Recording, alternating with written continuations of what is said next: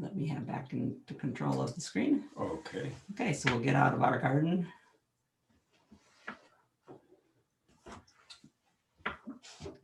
Good morning and welcome to Weekend Walkabout in our gardens and yours virtually. We're from gardenataz.org and I'm Janet McConovich. I'm Stephen Nicola. And we're talking today about plant names, which is a continuation of our ins and outs of plants. We're going to talk about flowers and plant names today. And that's us in our more enjoyable or most enjoyable times is being outside. And we're joined today, come on, switch, by Sonia Nicola, our daughter. That's our granddaughter with her. Sonia is an accomplished gardener in her own right, always has been all of her life, but she's also a professor at University of Toronto and very, very skilled in working webinars and chat screens and figuring out technical questions. So she is there on the chat. If you care to put in a question for us for the question and answer session, Sonia will line them up and feed them to us when we get into the live question and answer parts of today's presentation. But she also may answer it for you. And I would say that close to 99% of the time, she's got it, she nails it. And we've been writing for a long time about gardening and teaching about gardening because we didn't want to push snow around in the winter when we started our gardening business. The off-season opportunities were not there for us in snow pushing. So we've been doing this for a long time, and we find that the more that we research things and teach people, the more that we learn and the more that people tell us. So we've made it our mission, and that's why Garden A to Z, our website, exists. It's a labor of love to put things that we've written and we've found out up where other people can find them and just keep doing that. And one of the things that we've done over the years is we had a radio show for a few years. Margaret Thiel is with us today. She was we were co-host on our radio show. Margaret is also a very accomplished gardener and has held about every job you can hold in horticulture, from owning a nursery to selling plants to extension educator for the Michigan State University Extension. And she was and still is, when we get our forum started again, our super moderator on the forum is one of the people that can answer just about anything. I'm really glad you're here today, Margaret. Welcome. Oh boy, I try. So let's get started. Ins and Outs, Part 2, Plant Names. And our first chapter, 2 chapters today, is about the flower, because the flower is the key. And this is the handout that you can download. We'll show it to you as we go along, but if you want it, you can get that from our webinar page on our website. We're basing a lot of what we're talking about today in Botany for Gardeners. This is 2 editions. It's a good book to have, great for a gardener to have, by Brian Capon. And a lot today is coming from various dictionaries of plant names. Yeah. And we have several of them extra, we found when we went rustling around and looking to see what we had. And we'd like to give them away. So we have a flash chat. We'd like you to name a plant whose true name you would like to hear us say or talk about. You can type a common name or a scientific name, whatever you want to do. But if you would type that into chat, we're going to use that flash chat as a way to draw names to send those books to. So go ahead, type in a name. And 5, 4, 3, 2, 1, type those in. Oh, this is great. Look at all those names.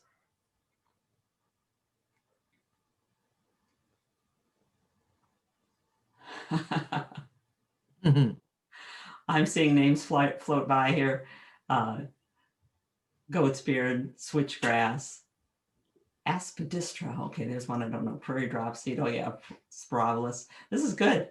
So while they're just still coming in, you guys are great. What a wonderful list we have here. Sorry about that. Stephen's back. Yeah. Look at all the names coming up, Steve. Sea holly, Acer griseum, Calicarpus, Hoy vervain, Verbena hostata, Triacanthus. Okay, good. So we've got a bunch of names there. Now what we're going to stop that flash chat. And at this point, Sonia's going to help us out. She's going to draw 2. Actually, she's going to draw 3 to receive a pronunciation guide, because we have 3. They're just little, but they're powerful. They have a lot of information in there for you. And she'll pull those names, and then we can get together with those people and get a mailing address and send those out to you. So, I've pulled my 3 names if everyone wants to hear the winners. okay, who It are was the the very winners? scientific method of random scroll and stop and random scroll and stop.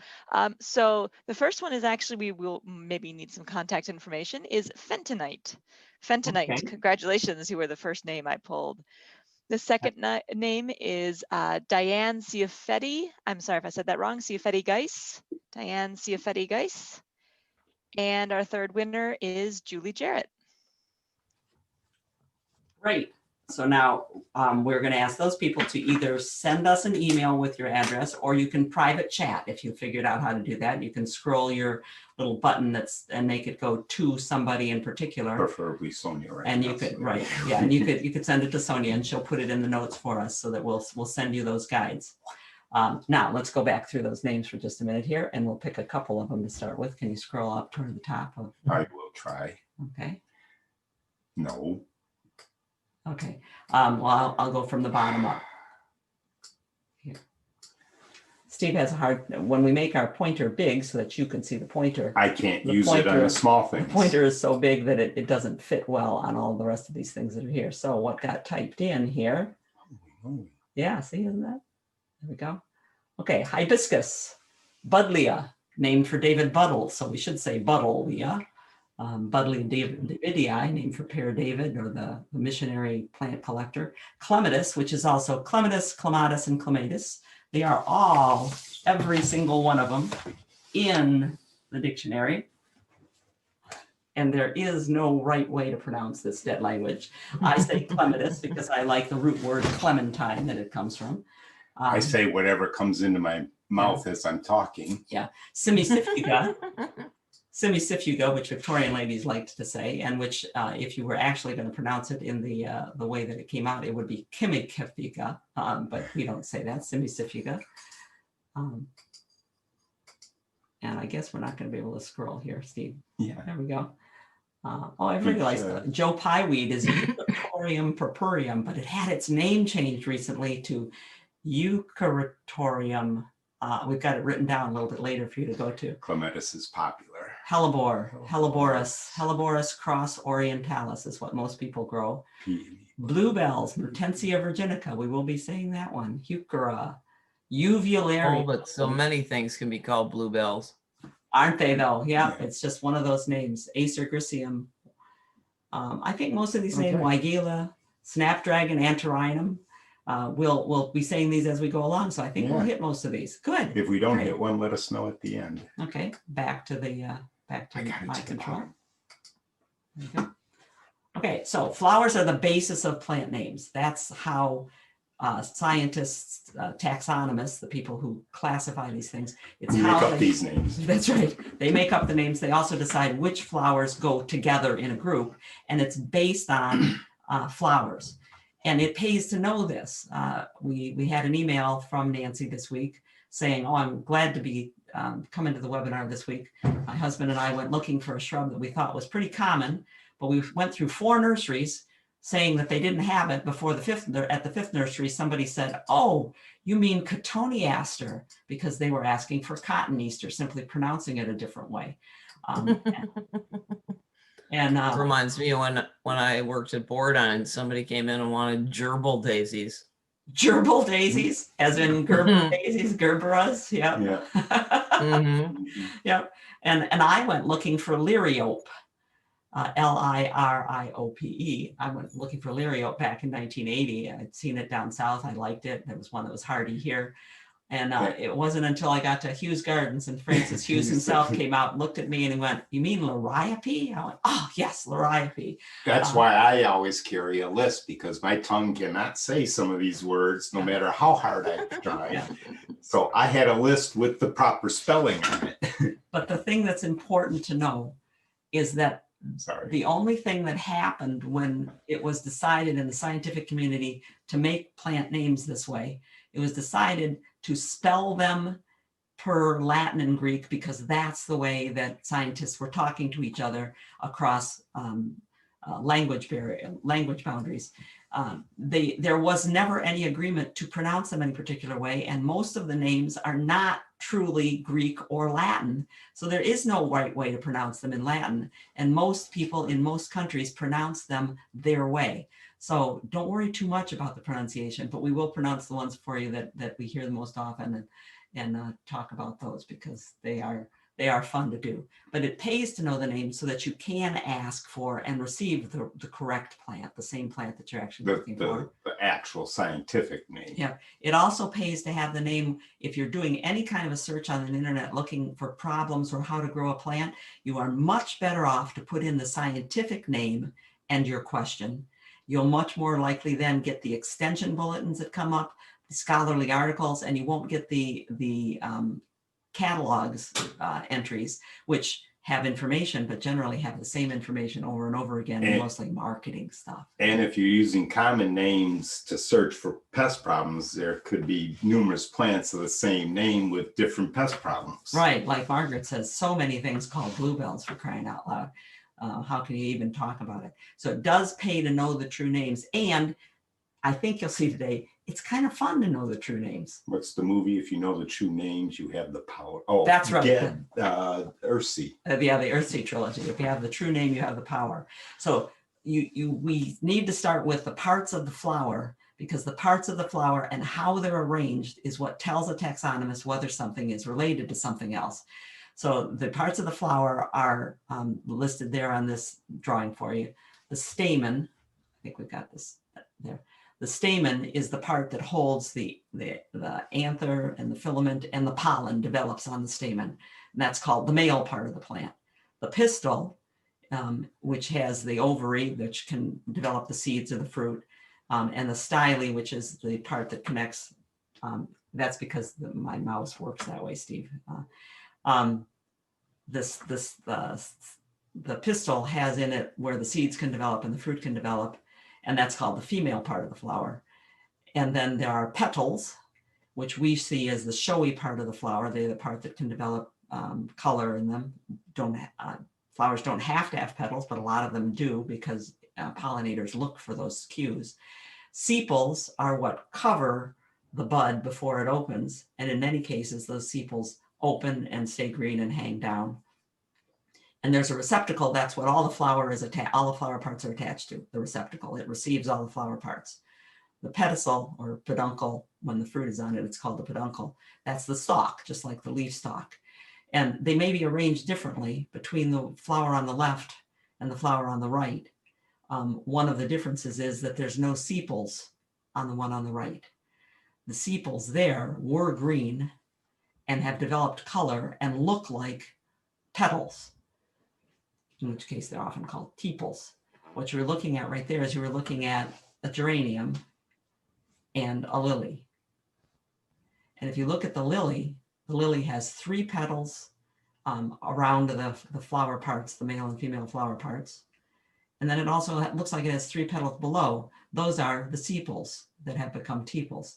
In the lily family, all things are in threes. There's 3s, 6s, 9s.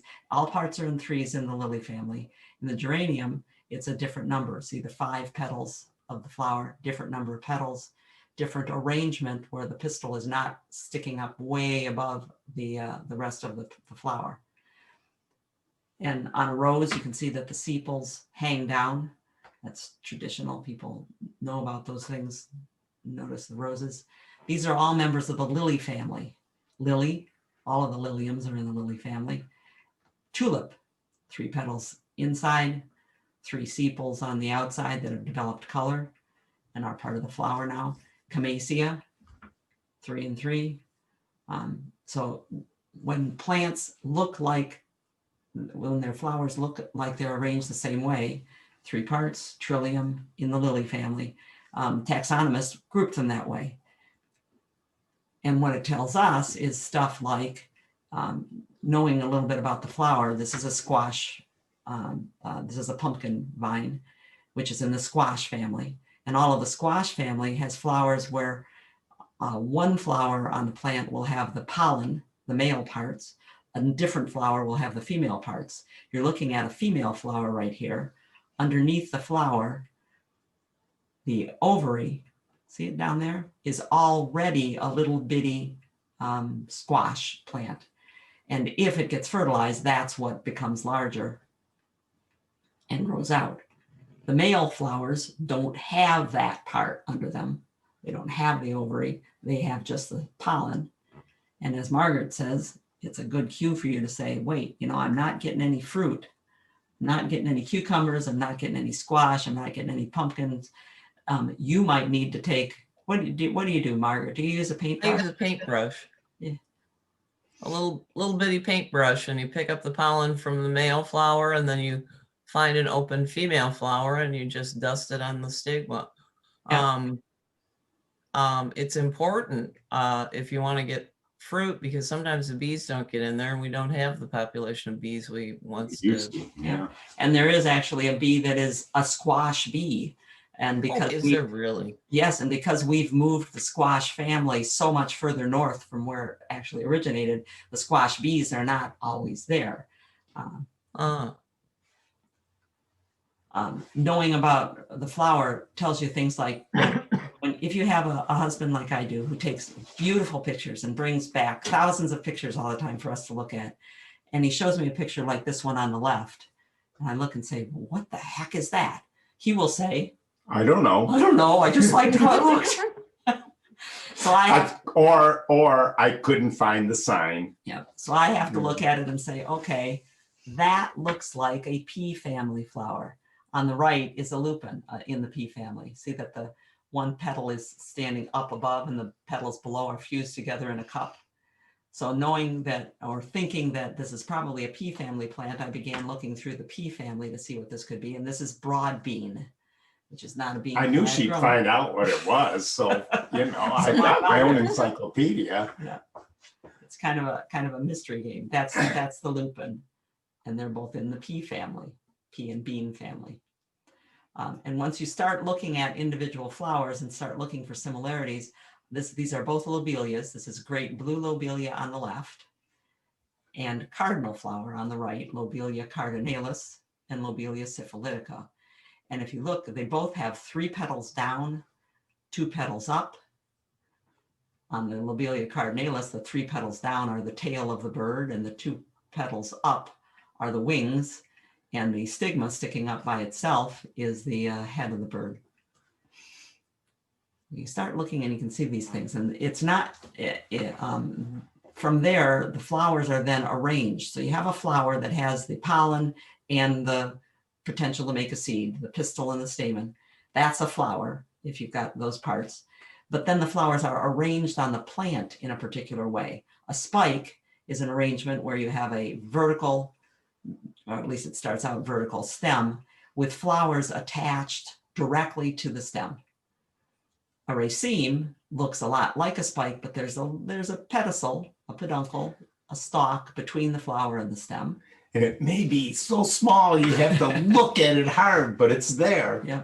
An umbel, all of the flowers are attached to a single point, like an umbrella, spokes of an umbrella. Now, on these symbols, and this is symbols that are used in plant nomenclature. The larger U's are open, the smaller U's are still in bud. So an umbel, generally the flowers on the outside edge open first. See, the U's are bigger on the umbel on the outside, and the center opens last. On a corum, the same pattern happens. The outside opens first and the inside opens last, but they're not all attached at the same place. And a cyme, the center opens first. And these are descriptions that come with plants for you to look up, and we'll work on them a little bit later, but you should be able to see in the flower and in the fruit, because the fruit's arranged the same way. So here's your cherry tomatoes, actually all tomatoes, they have a raceme. I've turned the raceme upside down. Can you see it hanging there?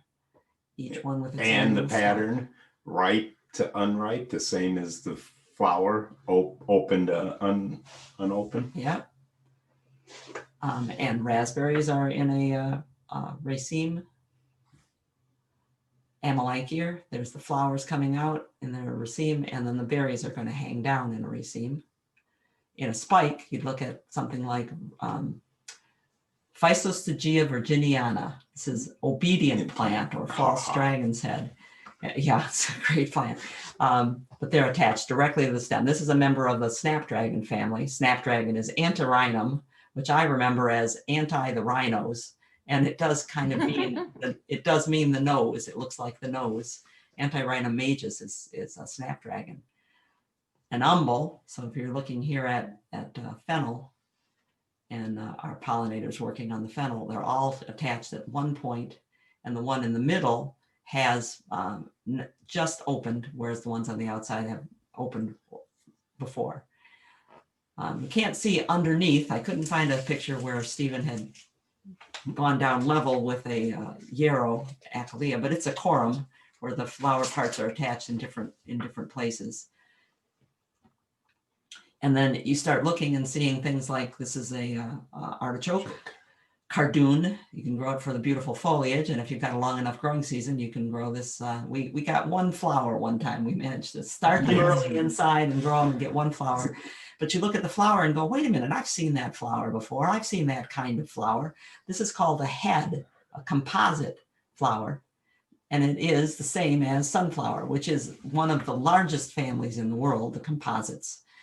The way they work is the flower, a squirrel has very nicely chewed open this sunflower so we can see it. The flower, there's an individual flower that Steve's pointing to. It doesn't have ripe pollen on it yet, but that is a flower. So actually a sunflower is 1,000 flowers all attached to one receptacle, to one head. And that is a particular arrangement that tells you which family you're in when you see it. So coneflower is also a composite. You can see the little bits of yellow where the outer ring, one of the outer rings, so they've gone brown on the outside ring has finished blooming. Now the pollen is ripe on the next ring on the inside, and it's proceeding up into the inside, and that cone gets bigger as the flowers get ripe and get fertilized, because then seeds start to develop and ovaries start to develop, and this cone raises up and gets bigger. We talked to you recently about Hortus third, or plant encyclopedias. You're just looking at for a plant encyclopedia. This is one that a lot of people use and that we use. Don't be scared off by the price. You can find them used for a lot less than $150. We think. We haven't looked because we have one. Right. But in there will be a glossary, and there will be things to describe these things. And you want to know some of these words because these words show up in plant names. We'll get into those. So once we get them grouped in this way, it's the taxonomists have classified these plants to put them this way. Remember that they're not Latin and they're not Greek. Don't be thrown off by the plant names. They are mimicking a language or combining the languages. Linnaeus, Carolinus Linnaeus, I can't say his whole name, from Sweden, was a genius politically in the scientific world in the 1700s, and he managed to get a lot of warring factions to agree to start naming plants and other things universally using the language that scientists were using to talk to each other anyway, which was Latin, rather than putting names in German, because it was getting terribly confused. You could cross a border and suddenly, as a experienced scientist or botanist or medical, because the medical people were using plants, you suddenly couldn't find your plants because they all had different names. They kept changing them. So they reached back to Latin and reached back to Greek and made the words mimic those languages. And now we have the International Botanical Congress that approves the names and settles differences between people. I seem to have lost control. You did. So Anethum graveolens. Anethum is the age-old name for dill. It's been the name for dill back in the 1700s. There was already a Greek word, and in Greek texts and in the books from the doctors at the time, they already had a name. So they said, okay, that's the name for dill, Anethum, and we'll call things related to it Anethum. Graveolens means strong smelling. So this is the strong smelling one of the group. Now, the genus name is that first name. It's written first and it's capitalized. If I have more than one genus, I have genera. And you get a group of plants inside a family and say, this is a genus. These guys are all closely related. Most of the time when plants within one genus, you can cross with each other.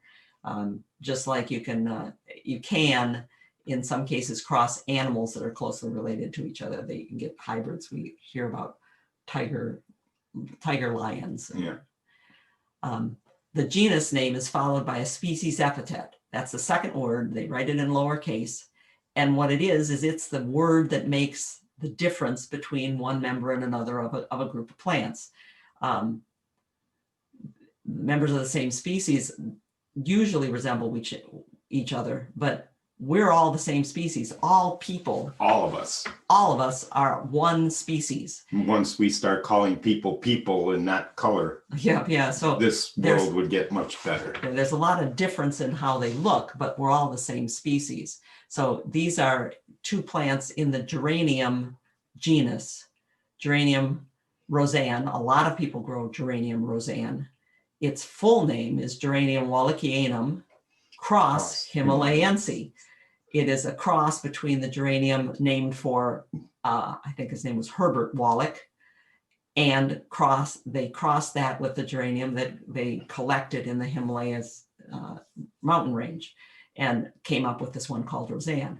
Meanwhile, we have Geranium maculatum, which just means spotted, which is the wild one that grows in our woods. And if we looked at either one of the flowers, like Steve says, when he's taking pictures of things, he might not know which one it is, but he knows it's a geranium when you look into the flower. Yeah.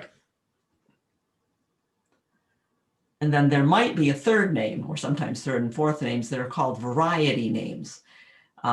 And sometimes they're applicable, sometimes they're not. Usually they're written in italics, sometimes in single quotation marks. It depends on whether they look like Latin or not. What varieties are is a plant that originated and somebody saw it and said, oh, that's kind of cool. And we have cultivated it. We people have cultivated it.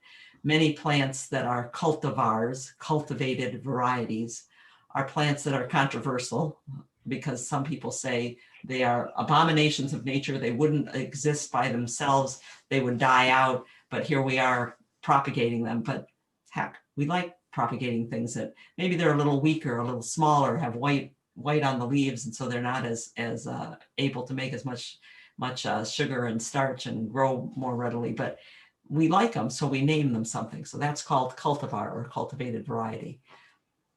This is a penstemon, properly, but both words are in the dictionary, properly pronounced penstemon, but we say penstemon. We like penstemon. I like penstemon. Penstemon digitalis, Dakota Verde. And it's called Dakota Verde because someone at the University of South Dakota was the one that selected this plant, and verde for the dark leaves. And if you remember, And hardiness. Yep, and hardiness. And if you remember, yeah, because this is what it looks like right now. Thanks, Margaret. This is now today. Actually, it was not today. Not quite so much snow now, but it's there. But it's still quite green. And it's, if you remember from Ins and Outs of Plants, it's not all green. It's got purple in it. That purple is anthocyanins. There are chemicals in there that make the leaf look more purple and also make the leaf a little more cold resistant. So you see, it helps it survive. See a lot of purple. Another penstemon, and this is a penstemon cross hybrid digitalis called Blackbeard, is even darker right now. Not as vigorous, not as big a leaf. There are differences, and it's got somebody else's genes in there. It's not just penstemon digitalis. It's penstemon cross digitalis. A question for you: do you think the purple coloring would make the plant less vigorous? It could, if it keeps the purple coloring all year. It could mean that there's less green chlorophyll, so less potential to make sugar and starch. Well, I think that when you see some of the penstemons that are dark, what's the one that we've had for a long time? Husker red. Husker red next to the green generally is bigger and more vigorous overall anyway. So it probably is. Right. So that's just proof of the pudding there, that some of these cultivars that we propagate are things that would probably die out in nature, would not make it, but we grow them by the gazillions. Okay, so think about the plant names as a person's name. I tell people this, and I think it's an easy way to do it. Pretend that the genus name is your last name. and that the species name is your first name, and the cultivar or variety might be a nickname or a junior or a senior. So genus, species, cultivar in a plant that's Juniperus horizontalis blue chip, or it might be Dojon Jr. Or in Janet's family, if Makanoviches are a group by themselves, the 7 kids are there, they're all Makanovich. And we could say it's Makanovich gardener, Makanovich carpenter, Makanovich economist, Makanovich engineer. We could name them for what they do, or we could just give them a name, Makanovich Janet. And although it's not entirely apparent here because Linda in front of me has shrunk as she's gotten older. But she's also standing next to the 3 tallest. That's right, she is the 3 6-footers. Janet has always been the shortest one in the family, so it could be Makanovich short. But Janet then had a daughter even shorter than she is, who might then be Makanovich Janet compacta. And that's just exactly how these names work. Somebody says, here's a group, I found this group and they're unique to themselves. We're going to give it a genus name. And now we found individuals within that have distinctly different characteristics. We'll give them a species epithet. And if we find a variety of one, we'll call it compacta or tortuosa or rubra. Or, yeah. Okay, so anytime you see an X, you say it cross. If you want to say the name, you say Astilbe cross Arenzii. Those are the Astilbes. Astilbe is a name that goes back to the Greek word for shining star, because the flowers look very shiny and wonderful to people.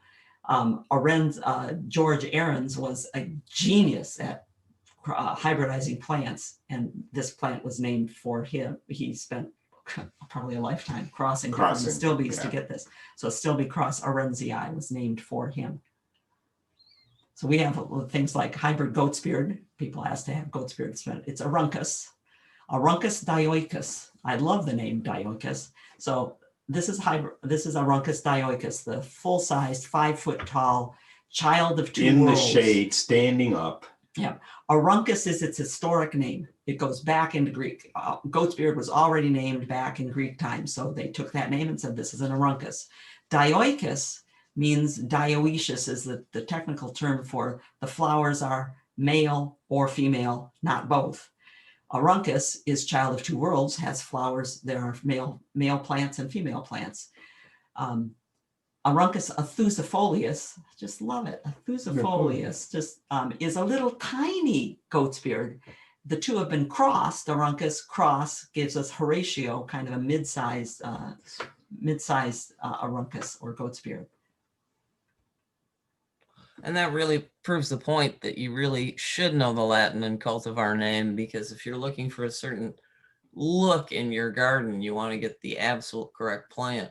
I noticed between my neighbor and I, he planted a bunch of arborvitaes, and they were probably emerald green, the smaller one. Then he had one die on him, so he replaced it, and replaced it with a big species. Yeah, right, with something that's not, and they don't look the same. They really are quite different between related plants. If you think about Homo sapiens, that's us, that's this race of this species that's all over the world. We're the same genus as Homo erectus, and you've seen the illustrations of this beastly person crawling up out of the ape form into that. They're not very much like us. You could probably tell the difference between them. So, and same thing with plants.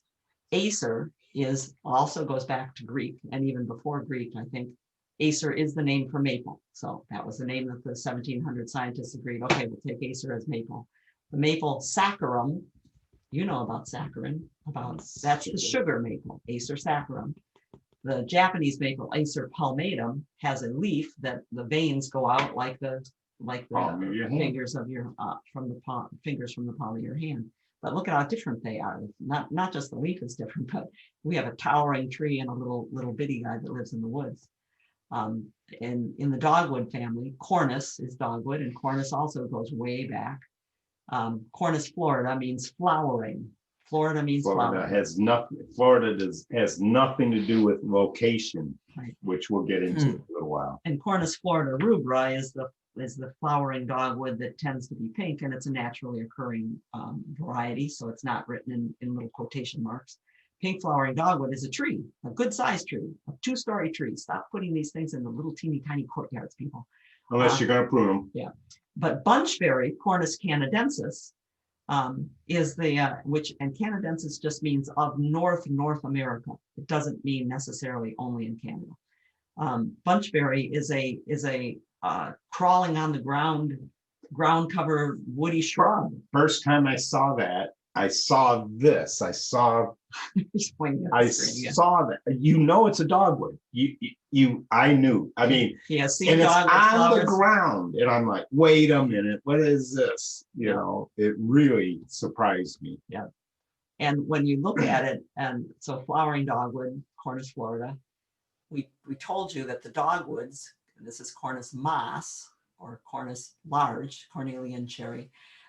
We told you that the dogwoods are one of the groups of plants that you can know they're opposite in foliage, that wherever there is a branch on one side, there's a branch on the other side. Wherever there's a leaf on one side, there's a leaf on the other side. They're opposite. However, but just to make sure we get confused, there is one cornus that is alternifolia, alternate branched. And that's what the plant name is telling us, that it's another dogwood, but it's got a difference. And here's the difference. It's amazing. I have loved this plant for a long time, and I don't have a defining picture of the alternate pattern of the leaf. I can't find one. That's ridiculous. We're going to go to Longwood just to do that. Yep. Okay, then we'll get into the common name. So common name is the descriptive, traditional, familiar name. Almost all plants have numerous common names, and it can depend on where you grew up, what your frame of reference is. If you're somebody who uses plants medicinally, you're going to call them one thing. For instance, Bethlehem sage or Pulmonaria saccharata. Bethlehem sage, you might use it as a name if you use it as an ornamental. Pulmonaria saccharata is also called lungwort, and like Margaret loves warts, W-O-R-T is the old English word for plant. Is wort kind of a description of what might be used medicinally? It just means plant. It's the old English word for plant. Okay. So lungwort means it's the plant that was used for diseases of the lung. People back in the late Middle Ages felt that if the plant looked like a part of the human body, then it must be used to cure that part of the body. And they thought that the leaf of lungwort was with the spots on it, saccharata has spots on it, that looked like a diseased lung. So they used lungwort for whooping cough and diphtheria and cough problems. So you use a different name because you are used to using the plant in a different way. And you can have the same common name apply to different plants. So you take Virginia bluebells, one of the many things called bluebells. It's also called Virginia cowslip. It's called lungwort oysterleaf. Don't you love that name? That just rolls off your tongue. Or Roanoke bells. But it's got one name that goes across all those lines, and that's Mertensia virginica. Virginica doesn't mean virgin, and Virginiana doesn't mean from Virginia. It means from that part of North America that the early settlers called Virginia, which was like most of, from about New York all the way down to the Carolinas and into the Mississippi. They called that Virginia, right up nearly into Michigan. Mm-hmm. So things that were found in that area were called Virginiana, Virginica. And because the Canadensis was North America and the Virginiana was there, I assume Florida was Florida, even southern. And it drove me crazy for a while. Yeah. We brought home this plant. It's a creeping forget-me-not, Myosotis scorpioides. Scorpioides is looks like. So looks like a scorpion. The flower, when it unfurls on a forget-me-not, unfurls in a curl like a frond of a fern does. So Myosotis scorpioides, the one that unfurls that way. We called it canoe blue for years because we weren't sure just what the heck it was. And that's entirely okay. It's an okay name. We ran into the edge of the river, as we often do with canoeing because we're not very good. And it knocked loose a chunk. And I scooped it up and we took it home. and that's what we called canoe blue. So common names, I deleted it. okay, common names are never wrong. You can't have a wrong common name, and you should never argue them. So a couple of weeks ago, I showed this plant when we were talking about ins and outs of plants that I'm trying to figure out what it is. I got it down to some kind of hound's tongue, and someone texted or emailed afterwards that said, no, I saw that plant, I had it in my garden, and I took it to Mathi Botanical Gardens, and they told me it's beggar's ticks. Well, I can't argue a common name, and I wouldn't argue with anybody at Mathi, but look at the flower structure and the seed structure that's developing on this plant. You can see the round ball. And here is beggar's ticks. Biden's frondosa is what I know as beggar's ticks. And what the person who was told beggar's ticks went and looked up and said, oh, Biden's frondosa, that's what it is. This, however, has it's a composite. It has a flower like a little yellow daisy. I'm sorry that I don't have a better one. It's native, annual wildflower, happens to have burrs on it. And we used to let it grow in our garden regularly, but I couldn't find a picture of the flowers. It's native all over the United States. That's the green part. And introduced, naturalized all over Canada and Alaska. It's a good hardy plant. But this is the flower, the plant that I'm looking at. See its seed. And here's the seed of beggar's ticks. And if the flower's not the same, it's not the same plant. If the seed's not the same, it's not the same plant. So you don't argue the common names, you go looking and see what you can find out about them. There's a Biden's, a relative of the beggar's ticks that we're growing now. A lot of people are planting them and putting them in their annual garden. It's the one that is right here. So what questions do we have so far before we get into some? We've got plenty of questions. Good. Janet was curious, did you cover the difference between the corum and the cyne, or did we not do quite as much of the difference between those guys? The difference, yeah, the difference between the corum and the cyne is which flower opens first. Yeah, I guess it was more, did we look at any example pictures? Oh yeah, it's cynes? yeah, we're going to need to up our library and have more detailed pictures of flowers. Yeah, that's what I thought. Yep. Ruth and Judith both have zucchini questions. Ruth is curious about what might cause zucchini to produce only or almost all male flowers and few or no female flowers. Most plants that are dioecious, that have separate male and female flowers on one plant, will not produce the female flowers until they are growing vigorously enough to support the female flowers. It takes more energy to make the fruit and even to make the ovary in the first place. So they'll get to a certain state, certain size, certain condition, and then they'll start making female flowers. We noticed that with the pumpkin this year, especially. It was just pushing out male like crazy. And I encouraged that by constantly taking leaves off, because this pumpkin was growing out over onto the lawn. I said, nope, you can't grow out here. You're going to kill our lawn. So I kept cutting it back. And we didn't really care whether we got a lot of pumpkins, but what we got was a lot of beautiful male flowers. Every morning, brilliant yellow flowers all along the vine. So if you're not getting female flowers, chances are that the temperature is still too cool, or the plant doesn't have big enough or enough leaves on it. Maybe you're not growing it in enough sun. You need to beef the plant up. Gotcha. And then Judith says she would love to hear more specifically about how to hand pollinate female squash flowers. She says, okay, does that confirm me as a plant nerd? I'll take it. So I don't know, Margaret, if you wanted to talk any more about your tips and tricks for hand pollinating, Judith would appreciate it. Oh boy, there's not much to it, is it, Margaret? Like I say, especially with zucchini and the squash family, you've got to get in there early in the morning, because as most people know, the flowers last only a day. So you've got to get out there with your little paintbrush or a knife or something that you can scrape the pollen off and then dust it on the female flower to hand pollinate. And if the female flower is ready for it, that stigma is sticky. The pollen will stick right to it. There's Exactly a tiny surface on it. And the more pollen grains you get on, the better. you might have gotten, I'm just going to switch to apples for a minute. You might have seen misformed apples. They're not symmetrical. One side is smaller than the other. That's because they were insufficiently pollinated and some of the seeds weren't developing as well. And the same thing can happen. The more seeds that develop, the bigger the pumpkin tends to be. So go from there. All right. Michelle says on the coneflower, what is the dark part that forms that cone in which the little yellow flowers lie?